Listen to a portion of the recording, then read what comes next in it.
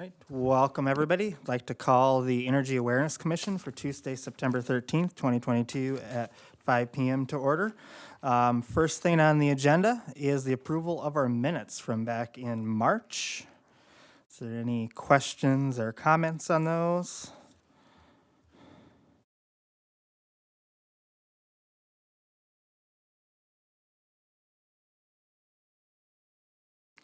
Otherwise, I'd be looking for a motion to approve those if there's no changes or questions.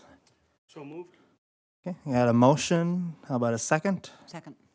A motion and second to approve the commission meeting minutes from March 8th of 2022. All in favor, say aye. Aye. Opposed? Motion carries. All right, number 2 on the agenda, under the reports from offices and boards and commissions, Derek has a Energy Awareness Commission financial report. There's a couple of them under there. Yeah, so what's in front of you is the, what would be called, we always call it the income statement, with balance sheet of all the programs, and then a list of just other activities that have gone on in my office the last, well, there's been more than what's on the list, but this was just what I've attached to the agenda. Just a few items that I'll point out. We conducted an energy audit at a local restaurant downtown, and we also received our road sign or park sign from Green Step Cities.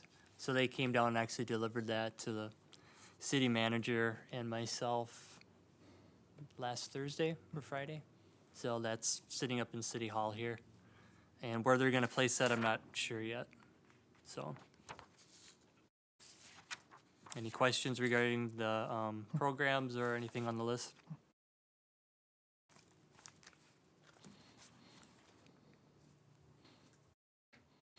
Is anything out of the ordinary or anything that you feel that's kind of out of the ordinary or? No, I mean, we have quite a bit of money that's in all the funds. But I think that's gonna be going down soon. You know, we have some industrial customers are doing some big lighting rebates, which will last this year and then even into next year. So, I mean, I've talked to a few of the industrial customers. So we'll see what comes through by the end of the year, but we got a few months left. You know, on the STEAM audits, are any of those people doing anything? No. Really? But this is the time of the year where we're going to be starting to contact them and remind them of the rebates and send, mailings out to them, specifically targeting them, try to use some of those funds up.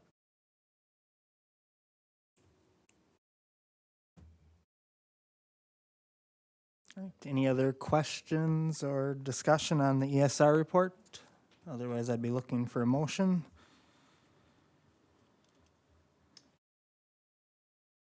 I move we accept the ESR report. And a motion, how about a second? Second. Motion and second to approve the ESR Energy Service Report. Any other questions or discussion? Okay. All in favor, say aye. Aye. Opposed? Motion carries. Still under number 2 then, we have a natural gas CIP report. Derek? As the overview kind of states, the SIP, our SIP programs through natural gas and electric suppliers are guided by Minnesota state statutes, and within these statutes, natural gas suppliers who sell 1 billion cubic feet or more within a year must complete 2 separate actions. The first action is to offer rebates programs, whether it's energy audits, direct rebates for actions or appliances that may be gas, like in a restaurant, things like that. And the other would be to set forth a future plan within the following year or up to 3 years. So you need to have a program given to the state for up to 3 years is what the criteria is now. Before it was just for that next year and the following year. Now it's up to 3 years. But within the attachment, it's an Excel spreadsheet that I have attached to this agenda item. I went back and started looking at the state statutes, and that portion of this overview that where I stated 1 billion cubic feet, that's the minimum amount that a natural gas supplier needs to sell in order to offer programs to customers within their territory. Dating back to 2006 to 2021, the Public Utilities has only sold over 1 billion cubic feet 3 years. So what that means is that for all these years, we were not required by state statutes besides those 3 years to offer programs with our natural gas revenue. That was 2014, 2018, and 2019. It isn't, yeah, it's the ones with. the So required everything that's highlighted yellow is what is affected by that state statute. So in 2014, now total sales, as you see it, like some of them are in hundreds of thousands or millions. But the way this is reported on the Excel spreadsheet is in MCF, 1,000 cubic feet. It gets complicated. In state statutes, it's talking about cubic feet. I report to the state in MCF, which is why on the sheet it's not representing a million. So it gets a little complicated, but in theory it's all the same depending on how you look at it. So in 2014, we sold over 1 billion cubic feet, or this, 1.065 MCF. So what that triggered is in 2015, we had to offer programs and also come up with a future plan for 2016. However, in 2015, when we were required to offer programs, we did not sell over 1 billion cubic feet. So we still had to offer a program, but we did not have to offer a program for in 2016. So the same kind of scenario in 2018, we sold over 1 billion. So we had to offer a plan in 2019. In 2019, we sold over 1 billion cubic feet. So we had to offer a program in 2020. 2020, 2021, we did not. So from 2006 to 2013, we did not meet the minimum requirement to be forced to offer programs through state statutes. So this is just kind of a informative information showing how much we've sold. It's also showing the rebated amounts that we rebated each year in the rebated amounts column, and the spending requirement amounts.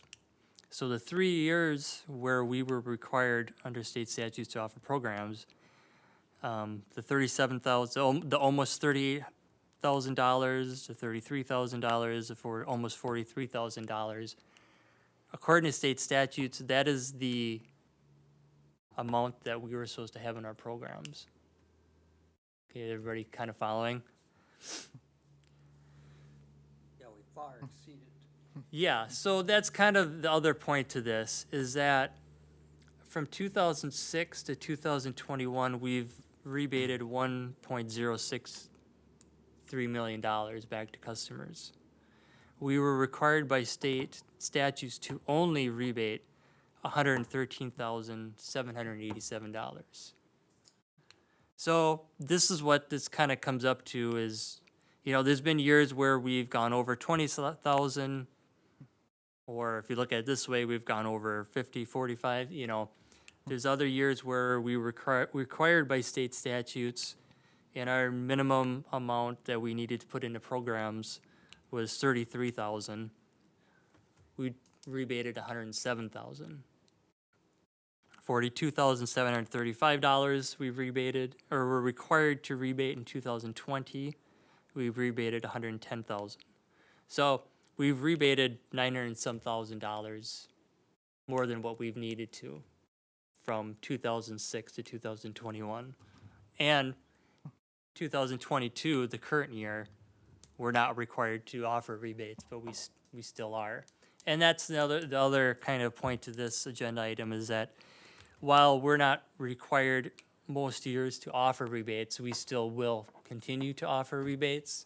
But we are gonna focus more on capping that off once we get to that minimum amount, which is for natural gas programs is 0.5% of the revenue from the gas department. So those required spending amounts is 0.5% of our revenue. So that will always be available to customers. Now, if we go over that amount, that's where this dollar amount is gonna increase substantially. Because there's been spending amounts required in the past, but I think going forward, it's mostly gonna be focusing on savings. So this 42,000, anywhere from 33 to 42,000 is gonna be more like 130,000. Just to have the money available in the programs to capture the required savings. Follow? No? So this is just dealing specifically with just those is rebates just- with the gas, This right? is just natural gas Okay. rebates. This has Yeah, nothing to do with the- rebates we offer through electric revenue. But PUC puts in 1.5%. Electric. Okay, gas is, 1.5% of the revenue from the electric, how much they'd put in for gas? 0.5%. 0.5, but is that what these numbers are then, the rebated amounts? That's- The required spending amounts is 0.5% of the revenue. So that's 0.5% of roughly $7 million is this amount. The rebated amount, we weren't required to put anything in these other years, which is why there's zeros in every Okay, other column. but where is that 0.5%? The 0.5% for like, say, 2015, that 0.5% is on a totally different spreadsheet based off the revenue of that department. So I look at what the revenue is at the end of the year, and I take Oh, and this is- 0.5% off of the revenue. Okay, and this is based on the MFTs or whatever. Yeah, so Right, this okay. this is based off of the natural gas's revenue at the end of the year.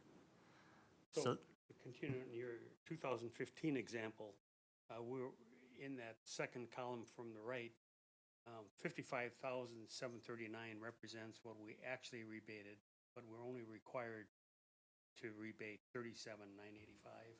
right, correct. Because we were allowed to, Because we just did. we just did. It's providing a cushion to overcharge, so to speak, As in a cushion, for us in case something does go wrong. we rebated more because we felt like it. No particular reason. There's no particular reason. There was, what that eventually is doing is the natural gas department gets charged that. So that we take 5.5% of their revenue. I go over on an account. It's got to come from somewhere, and they end up taking it out of one of their own other accounts. So that's why we need to, with this spending amounts and this excess spending, we need to cap off that limit and not go over 0.5% of the revenue. Because these programs are meant as a way to help customers, but essentially everything's tied in the rates. So if we're overspending, I mean, they're paying for it in rates in the long term. This was established a long time ago then. Yeah, I mean, this essentially there was other rebates prior to 2006. I don't know what they essentially came from on a state or federal level, but you know, the programs that utilities have now, it was in 2007 of the Next Generation Energy Act that kind of put into place these programs.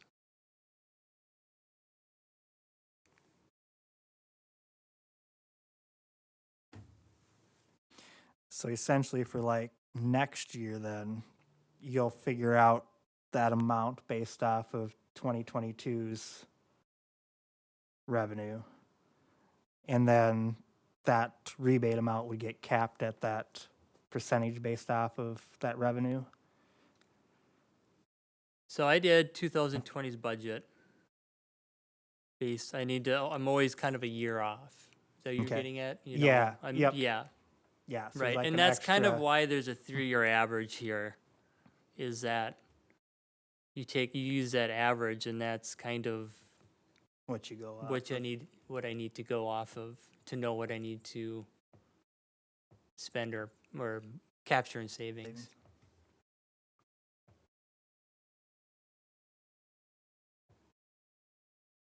I'm still confused with the .5. So are you saying like, going back to 2015, the .5, In 2015, the 0.5 is 37,985. okay, but we did This is that, 0.5. This is the 0.5 okay, of the total revenue of the natural gas department. okay, but didn't we do that like in 14 and 13 and 12 also? We did. And Okay. that's what we'll continue to do. But we weren't required to do anything in all these other years, which is why there's not a dollar amount. You get what I'm saying? So we've always done the 0.5. Always done the but we've gone 0.5. We've always above- taken 0.5 Yeah. out of the That's not- revenue, That's not listed on here. but it's not listed on there Okay. because we weren't required to. Okay. Yeah. So are these, the rebated amounts, are they the .5 or are they more or less? They're probably more. Okay.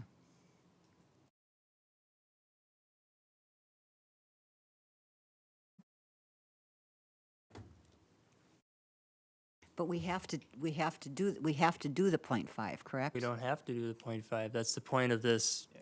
agenda item, is that we've only had to do this 3 years, since 2006. That's a Okay. city policy though. This is Minnesota state I statute. mean, what we're doing now and Right. Yeah, what we're doing now by still offering programs, yeah. Right. Because the Minnesota Department of Commerce has said, I mean, it's in state statutes, but also in conversation with them, I mean, it's voluntarily of us even giving them information. But we still will, because it's vital information for them in what they do. So basically what you're saying is if we don't go over the million, we wouldn't have to do the .5? Is Correct. that what you're saying? Okay. But you still want to, but you want to put a cap on We it, so s- we're not talking. Well, the cap is going to be the 0.5%. So we're always going to take 0.5% of the revenue from the gas. And it's just going to, I'm not going to go over whatever that is. Okay, And that will be denying rebates, to people. Which we did with the furnace check and clean the other year, because we ran out of funds. So looking at your overview, Derek, I see a couple of bullet points there that tell me, although limited funds will be available in the future when selling under the state statute, we'll still continue offering gas rebates, even if we're under the requirement. Correct. Yeah. Yep.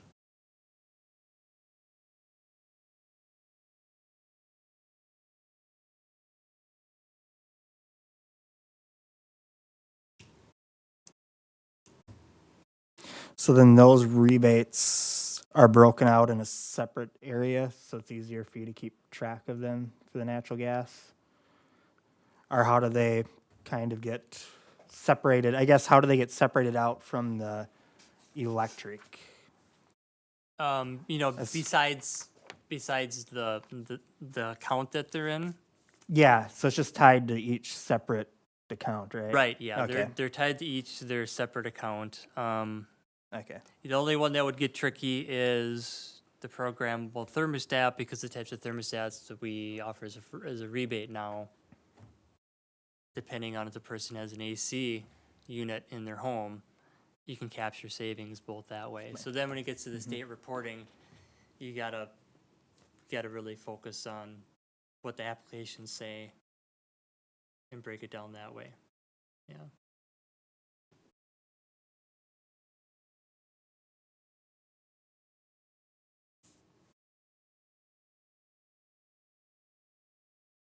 Other questions or discussion?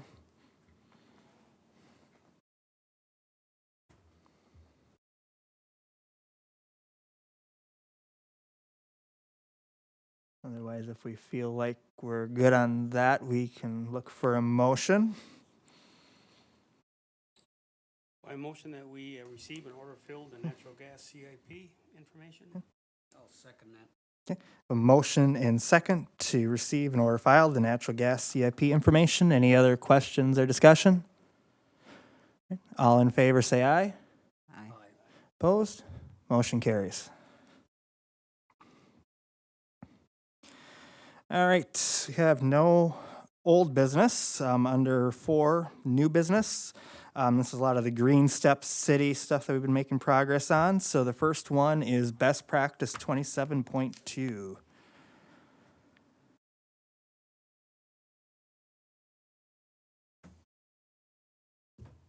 So this best practice is, let me sheet out.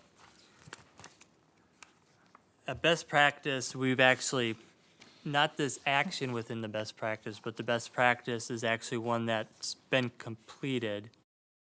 27.2, what else was in that one? We have completed, this is under local food best practice. We did complete 27.3, which completed that best practice, but this is just an additional one that the city has already done, and we can, you know, get credit for that. So it was pretty easy to find the information, so we might as well submit this. And this has to do, like I try to do in all of them, I try to give star levels and kind of the steps of what they represent. This has to do with facilitate creation of a home, community gardens, which we've talked about that, but this specific one also has to do with chicken and beekeeping. And back in 2014, the city council passed an ordinance which is attached to this agenda item to allow chickens in town. So that's where that action fits in the Green Steps City through the local food portion of Green Steps City. So I've attached that ordinance, the application to do that, and to apply for chickens in the city. And also, I think I attached a map as an example for for individuals that are looking to apply for a chicken permit license. But several have dropped out. They had, you know, I asked about that. I don't know how much has changed in the last X amount of months somewhere. I kind of messed my papers up. I think there's been 13, 15 app permits issued. But yeah, I think over half of, and I asked why, and I think some people, maybe they didn't want them anymore, to people that have moved out of town. It's a lot of work. So, They maybe weren't aware what they were getting into. could be, yeah. I don't know. I have 13, but I live in the country, so it's a little easier than in town. So we can just do the chickens even if we don't do the beekeeping? Yeah, Okay. yeah, yep. I mean, if for some reason the city council does allow it, then we could add the bees onto this, you know. So there's not much to this other than, it's kind of was their examples.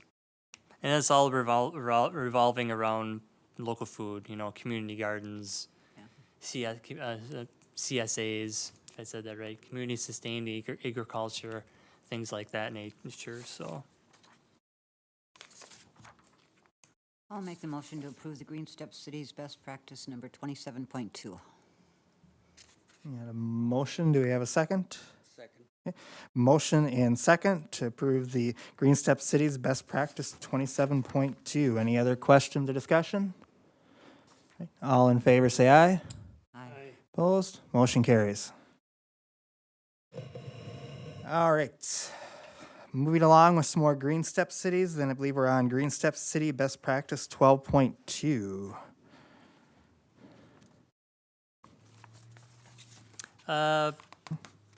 Best practice 12, action 2 falls under the transportation section of the best practices.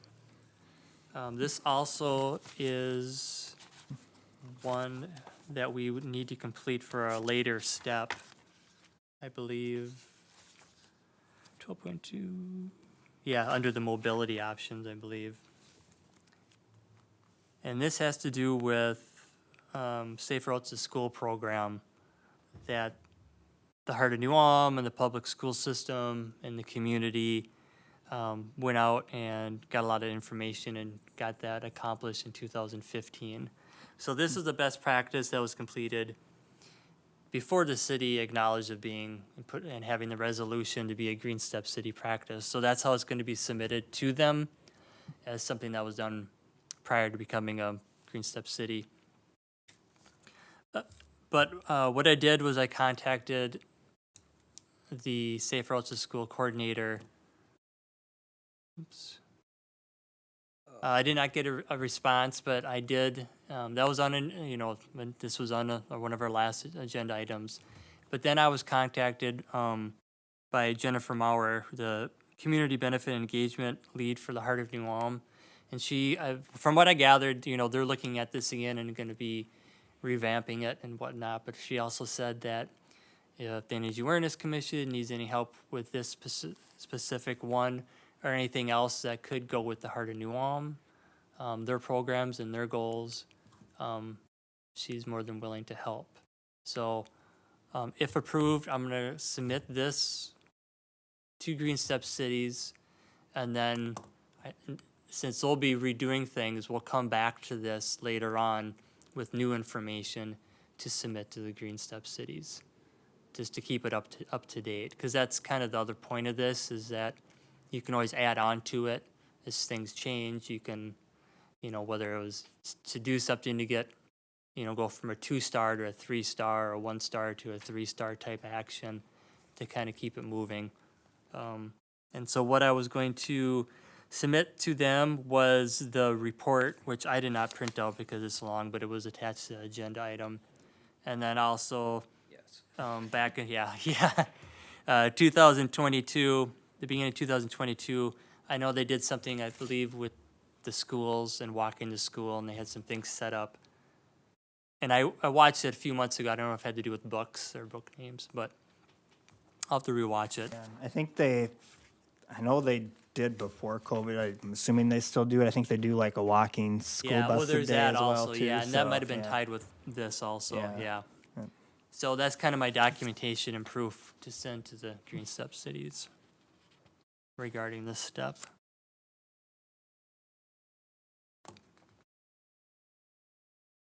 Thank you, Derek. Any other questions or discussion on that one?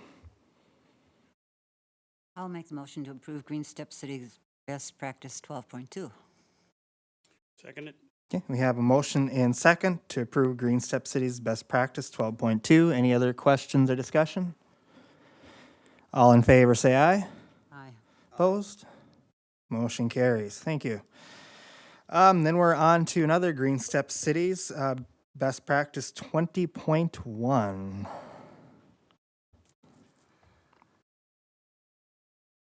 This is dealing with environmental management, I believe. Yeah, this is kind of, it's not difficult to explain, but it's, what it comes down to is, I think what they're looking for is to see how efficiently run wastewater treatment plants and water plants are. So what I had to do was, they're looking to see if there's a positive net income at these types of facilities. And in this case, it was over for the last 5 years. So I had to go to, it was really hard to find. The state auditors has a web page out there. The link on here was kind of broken, so I had to do a little digging. But they have all the information on there, and it was to look to see if our facilities had a 5-year positive net income. And then also to get all the data from, in this case, I think I had that attached, yeah. The water plant, the potable water, not the wastewater. And so I looked at their billing consumption, which is in kilowatt hours, and I took what their finished water was going out of the plant. So I took the totals of each year's to find out how much energy in kilowatt hours is used to produce 1,000 gallons of water. And what they were looking for was a range of between I don't think I wrote it down, like 0.65 to 2 point something is where Green Step Cities wanted these facilities to fit into. And so I went from 2016 to 2018, and I think I did some other years. There they are. Up to 2021. And the 5-year average was 1.16 kilowatt hours per 1,000 gallons of water produced. So it fits into their criteria of what they want to see for this best practice action item. And that's really all I can say about this best practice, because there wasn't much for examples. You know, they give star levels, they give examples of what to do. And really, it just comes down to them wanting to look and know, energy-wise, how these facilities are doing. And we're good. And we're good. You need a motion then? Yes. I would make it. Motion, do we have a second? Second. Okay, we have a motion and second. Any other questions or discussions on 20.1? All right, all in favor say aye. Opposed? Motion carries. Next item is Green Step City Best Practice 4.8, talking about traffic control signals, lights.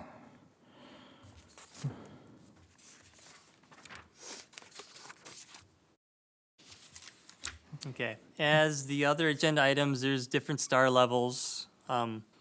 We should be, when submitting this, getting, this should be a 3-star item. I asked the electric department, so we don't technically own the streetlights in town. We maintain them. So I do have the data, but every single one has been converted to LED lights, and the attachment shows how many there are. There's 527 bulbs in all these streetlights in town, if anybody wants to know. That's the stoplights, right? The stoplights, Stoplights, yeah, yes. So, then you have the locations of them, 20 South, 10 South, Center and Payne, the ones off the highway, from arrows, what colors they are. Yeah, so this PDF with an Excel spreadsheet will be sent to them, and that's really the only data that we have. I don't know, and that seems to be what other cities have been kind of turning into them as their kind of proof, so.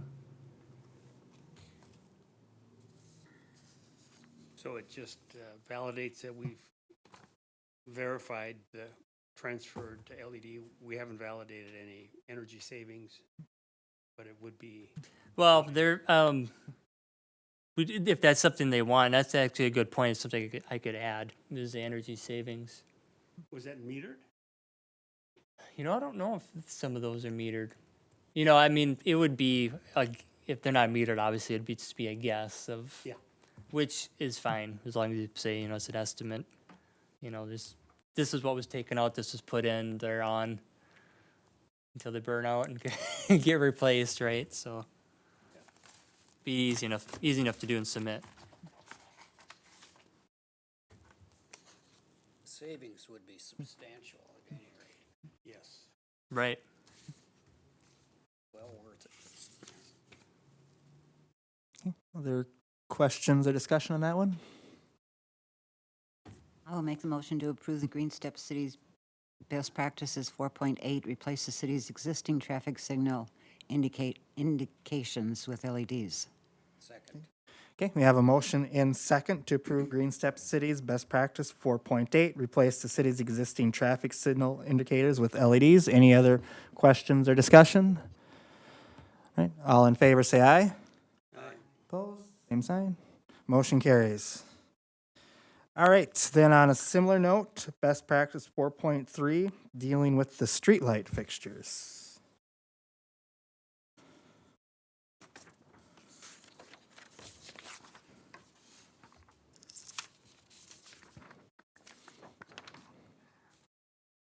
So there are, I guess let's start with the attachment.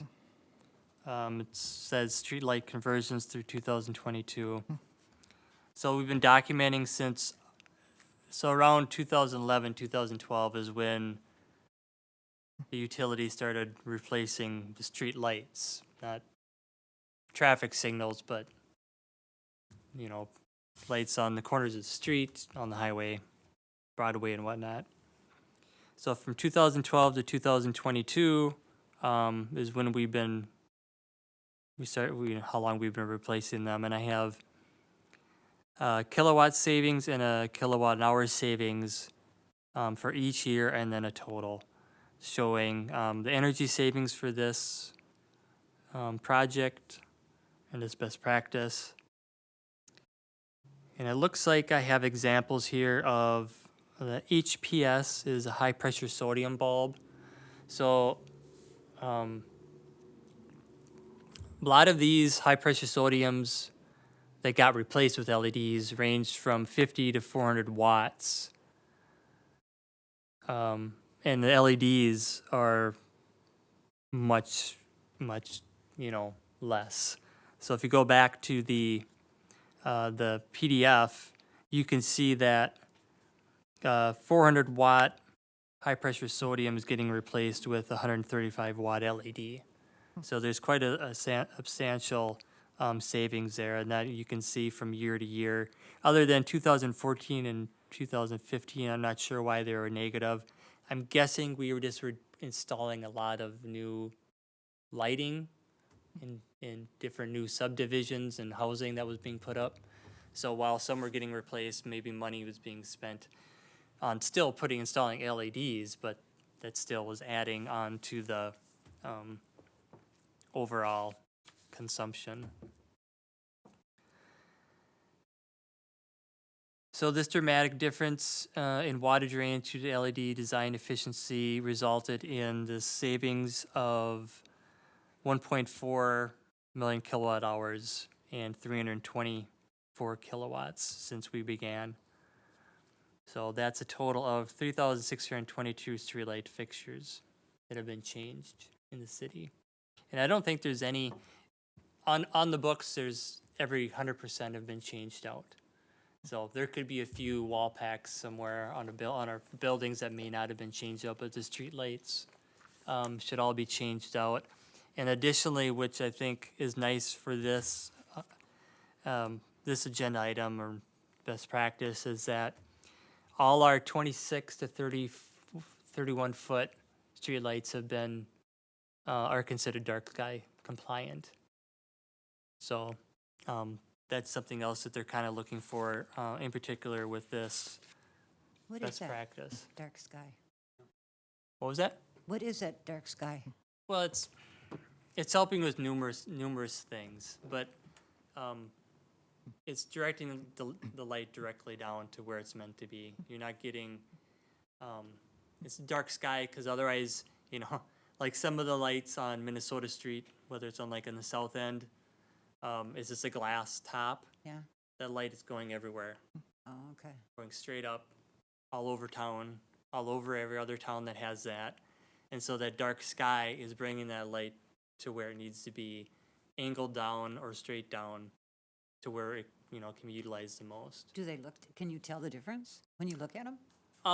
In the last newsletter that we put out, or maybe that was 2 newsletters ago, I had a picture of what our old ones look like and what the new ones look like. Oh, And you can see, because they'll buy retrofit kits, heads, okay. for these lights. And you can see that there's a little ridge, and then the LEDs are, you know, kind of in within it, shooting it down, yeah. And these lights are also, you know, they can shoot out different lumens, which is the light, how much of the light is going out. There's usually like, I think 3 different options. So if, you know, we get a call saying, you know, this light is too bright or something, it can get kind of turned down. They were meant to be about the same as what was there. Yeah, I mean, the lumens is that light, the wattage is energy, the lumens is the light, and what the kelvins is the kind of the color intensity of the light. So yeah, the lumens is the brightness. Are we mandated to be dark sky compliant? No, there's no mandate for dark sky compliant.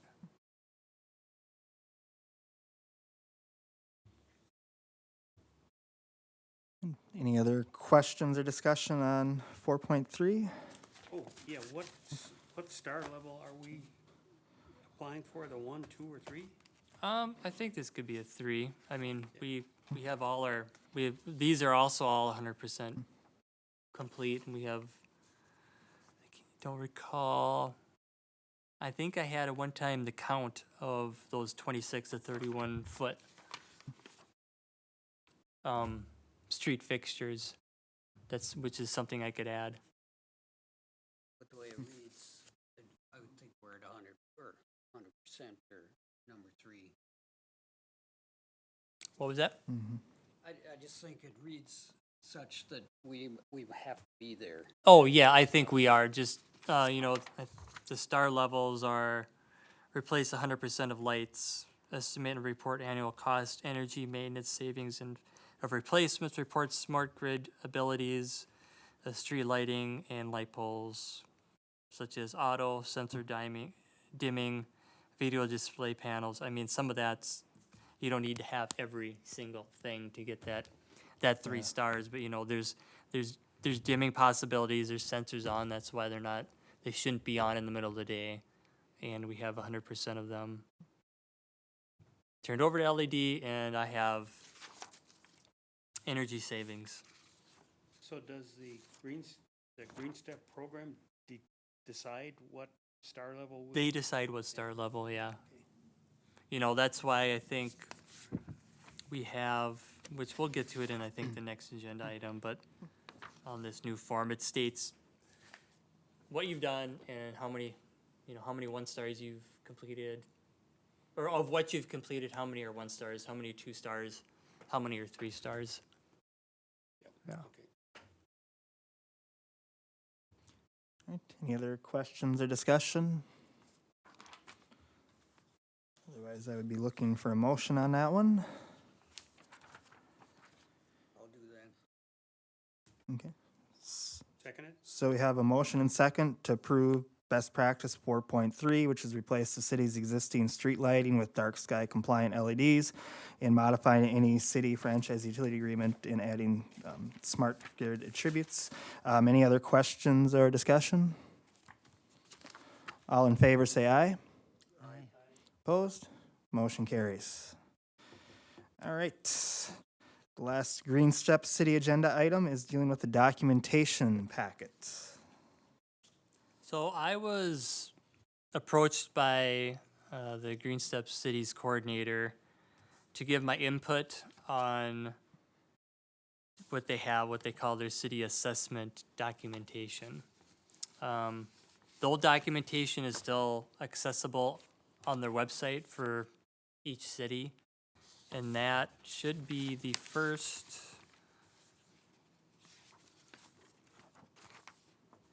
I don't have the agenda up on my screen, but it should be the first attachment. It's like the first 3. Yeah, okay, Page is the good, shorter good. one. I meant to put it as the first one, but I couldn't. Yep. So it's the first 3 pages of that PDF that was sent out, or the first attachment.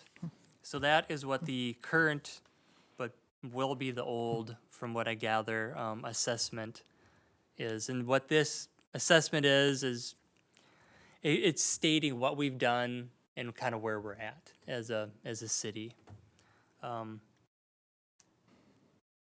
As you can see, it's 3 pages long. It's kind of cramped, a lot of information. As a community gets going, gets a lot of things, it could get pretty crowded. So they revamped it. They had an intern who I think did a pretty awesome job on this, and they redid it, and they color coordinated things. They made it so that if you look at it online, you know, there's clickable forms. So if you have a question and it's not stated within this assessment, there's probably a clickable link that you could click on if you're online and go to the Green Steps page where you need to be. You know, just to start off, it still has some notable actions, which was in the old one, but they have quite a few more. And it also shows step 3 quite in depth. And it shows what you need to do to complete step 3. And in our case, it's showing what we've already done and gotten credit for. So it kind of shows you at a quick glance, you know, where you're at. So as for an example, you have public buildings, which is mandatory to complete. The far left checked box is checked, which means that's actually completed. And then going right to that, it's showing what we've done and which best practice in action has been completed. I'm trying to see. Then you have like mobility options. It's not checked on the far left, but there is one check mark after it, which means we've done some of it, but not all of it. We don't have full credit. But with one of the agenda items you just approved, we get that submitted and it gets approved by Green Step Cities. We'll get a second check mark there, so then that's another one that we'll have complete. So that's kind of, that's, you know, info for step 3, and then it talks about step 4. But then you can get into the main headings of everything. You know, we have buildings and lighting, and each one is kind of color coordinated as they get to the main portion. So you kind of know where you're at. Here's land use, that happens to be gray, but each one has its own color. And within there, if you don't have the screen up, there's, you know, you have star levels here of the ones we've completed, notes about them, what star level we received for that particular best practice in that action. So hopefully they get this online soon, that this could be something else we can utilize, and we can try to advertise more with the, you know, to the community about the Green Steps. How did this get completed for us? It's just something that they had an intern work on. They wanted to revamp, you know, their current one they're using, which is 3 pages. He worked with you to get the answer? They called and asked for my input. You know, really, I did what we're kind of doing now, talking about it, looking at it, giving my input of what I liked or disliked. What turned out? Yeah, it turned out good. I'm hoping that they get, you know, it online soon. But like a lot of agencies, I think it's a smaller workforce, so they'll get to it, you know, they'll get it out there when they feel it's good and ready. But hopefully that's sooner than later, because it's nice to use. When I'm looking at different Green Step things, I go to this quite often, because, you know, just like Mary Ellen, you had brought that other Excel spreadsheet. that kind of, it goes with this, but it's, something like that could still be used, but this could be much better, and it's not a long Excel spreadsheet. You know, you can flip through this much easier. Readable. No, yeah. It's readable, yeah, and there's, you know, there's graphs that a person could use also as representation of, you know, what you're doing, which was on the first page. You know, it's giving a percentage of, you know, out of the buildings and lighting or land use or transportation, what we've kind of been focusing on the most, and it gives percentage and, yeah. So this is just informative. It's nothing to vote on, but just something to keep your eye out for in the future. Will they update it then? Yep, All the that's what they update this. Just like the past, yeah. Just like with the past assessment, anytime, you know, if this was active, this new one was active now on the website, I would submit what you approved today, and then they'd go through, once they look at that, they'll add it to this. So it's kind of like a running list of everything. Always updated then. Correct, yeah.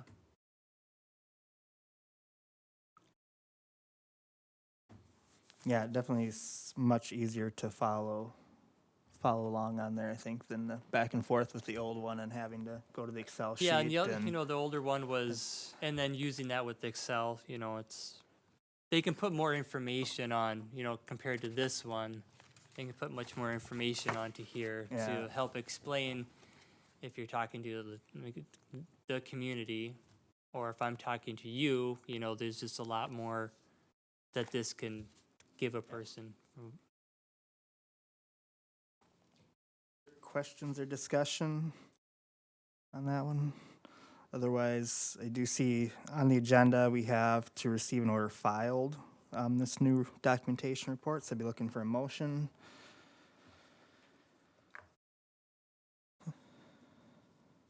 So moved.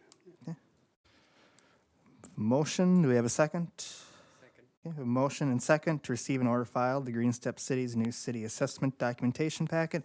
Any other questions or discussion? All right, all in favor, say aye. Aye. Opposed? Motion carries. Item 5 on the agenda, is there any other questions or comments that any commissioners want to bring up this time? Okay. With that said, then, I would be looking for a motion to adjourn. I'll make the motion to adjourn. A motion and a second? Second. Motion and second to adjourn. All in favor, say aye. Aye. Opposed? Motion passes. We are adjourned. Thank you, everybody.